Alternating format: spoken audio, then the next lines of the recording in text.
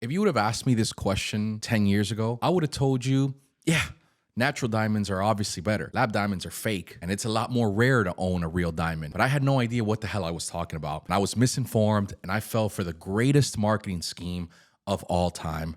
And today, I'm gonna bust that myth, and we're gonna find out the truth about natural diamonds versus lab diamonds. Let's go.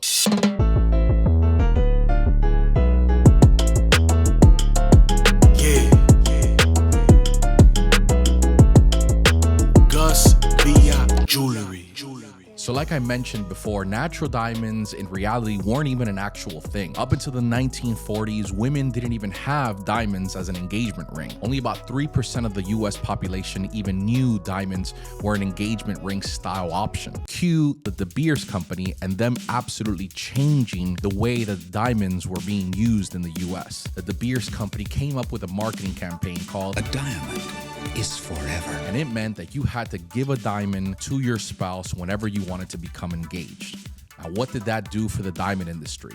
It skyrocketed the supply and demand for what we know as engagement rings and diamonds today. Now, you might have heard this company before. They are called De Beers. They still exist to this very day. And they had a beautiful marketing campaign. What they would do is they would buy their competitors over and over and over until they owned over 95% of the market share of any single diamond that existed and sold in the early 19th century. Now, the beauty about that is when you own everything, you could choke the supply of it, create demand, and increase the prices. And this would create the biggest false narrative that is still being regurgitated to this very day. Diamonds are so rare. And that's just simply false. They aren't rare.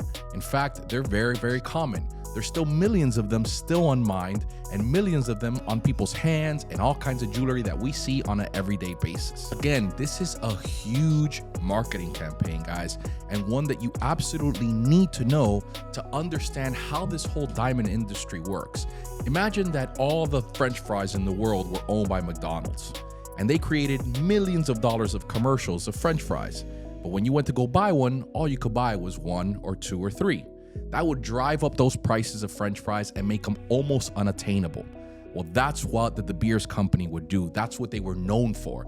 They would stockpile huge amounts of diamonds and only trickle them a little bit at a time, and that drove the price nuts. Made people think that they were rare and made people drop 2 to 3 months of their salary every time they wanted to get engaged. It was a beautiful marketing scheme and one that still works till this very day. There's also the very, very ugly side of diamond mining, which is the exploitation of the populations in underdeveloped countries like Africa and India. See, for decades, money that was being used to mine these diamonds and exploit the workers were being misused and funneled into guerrilla gangs that would use this money to create and wage wars in their country. Places like the Democratic Republic of Congo, Liberia, Sierra Leone, all these countries have been devastated by warmongers who have been funded by the diamond mining trade.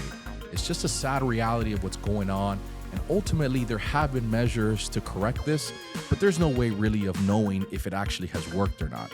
It still might be happening and probably is happening to this very day.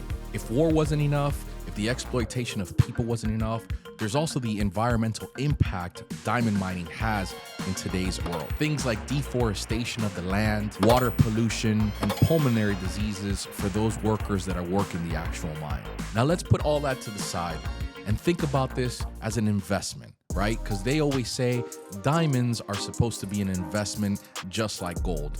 Well, let me debunk that myth real quick and let you guys know with a little bit of stats on what actually goes on when you buy a diamond. So you walk into a jewelry store, you ask for prices, and you get something that costs around $10,000. It's GIA certified, it has all the bells and whistles, nice color, nice cut, and you walk out of there with spending 3 months' salary on something that you think is very, very special.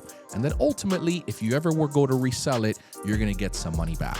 Well, let me give you the real hard truth on that. It's not gonna give you any money back. Most diamonds that are being sold right now are being resold back to jewelry stores at 20 to 30 cents to the dollar. So you walked out of there with a $10,000 ring, you went back there 5 years later and you're divorced, and they're giving you about $2,200 for it.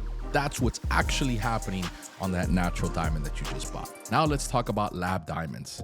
Lab diamonds are created by man inside a laboratory and are identical in every which way to a natural diamond. In other words, optically, they are indistinguishable, and chemically, they are exactly the same. These diamonds don't cause deforestation. These diamonds don't cause internal conflicts within a country. They're 100% sustainable, and they are a fraction of the price. Now let's keep things a buck here. The resale value on lab diamonds are just as bad as natural diamonds, but in fact, they may be a little bit worse. Most of those jewelry stores aren't gonna even buy those diamonds at 5 to 10% of what you bought those diamonds for. So the reality is, yes, there are some setbacks because diamond resales for lab diamonds are much less. However, you're also not investing so much up front. These diamonds are costing you a fraction of the price, and you're getting chemically and optically the exact same thing. Now, if you want to continue going down the De Beers and the Alarosa marketing scheme and say diamonds are super rare and you're still going to buy natural diamonds, that's completely on you. But the future is lab diamonds. It's becoming more and more prevalent in today's market. It's something that I personally stand behind and that I sell in my jewelry store every single day. I advise against natural diamonds all the time because simply it just doesn't make sense anymore. It's an antiquated marketing scheme that worked over 100 years ago and it's still being perpetuated to this day, and it stops now. Lab diamonds are the future, and it's something that you should really consider the next time you go and buy that engagement ring or the next time you go and bust that watch down. Remember, you're not gonna get any of the money back that you invested in that natural diamond, and if you want the look, Lab is gonna give you that and not break those pockets. As always, you know who sponsors this video. It's Gus Villa Jewelry. If you are in the market for an engagement ring or to bust down any of your jewelry, pendants, custom rings, bangles, earrings, contact us directly. We do have a large assortment of lab diamonds.